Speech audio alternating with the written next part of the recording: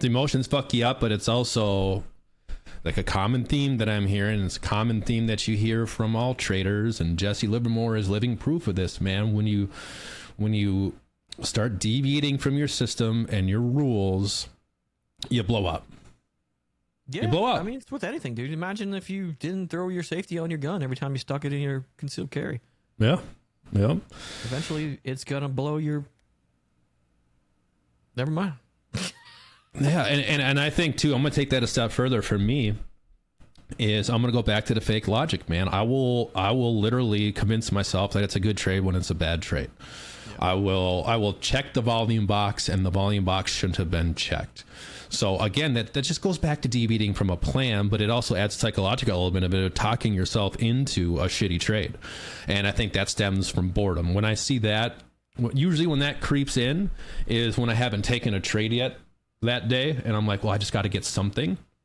I might be at the computer for 3 or 4 hours and it's just nothing's happened, and then I convince myself that something is about to happen, even though it doesn't.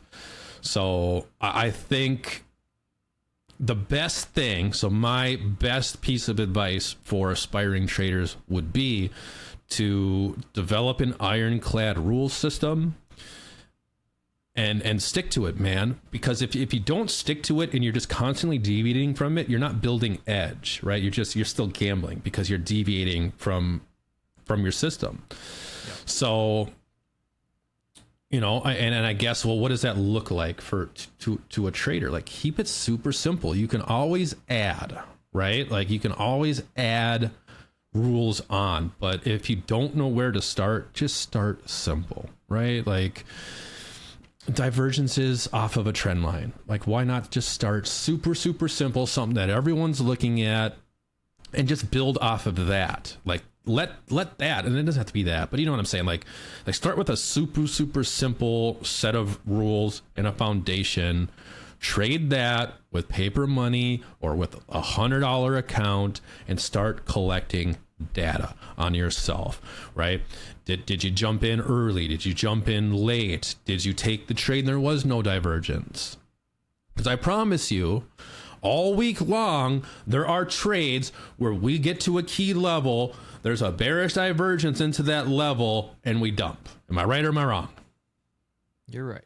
Yeah. I think people are just not letting things confirm too, trying to front run their own ideas. Yeah, and that boils down to collecting that data. Like, if you are losing on those trades, it's probably because you're entering too early, you're entering too late, or maybe you're like me and you talk yourself into a trade that shouldn't be a trade. And again, that usually comes from boredom for me. That's why I have like a hard 7:30 for me, 7:30 in the morning till 11 o'clock. Like, that's all my brain can handle at the computer before I need to just go do something else. Yeah, dude, you start getting stir crazy. But I think, you have to have a system before boredom becomes the issue. Yeah. And then why not start with a system, right? Why not? When we were talking, I know, but I didn't start with a system. I started with fucking 50x leverage on a $5,000 account and blowing it up over and over again. So I don't think people don't start there. They don't. Yeah. I don't think that's default. Yeah, I don't think that's a default. I think the most dangerous thing is having beginner's luck too. Yeah. I agree. Like, you just smash long on a 50x and you make 20K, and then you just give it back plus another 20K.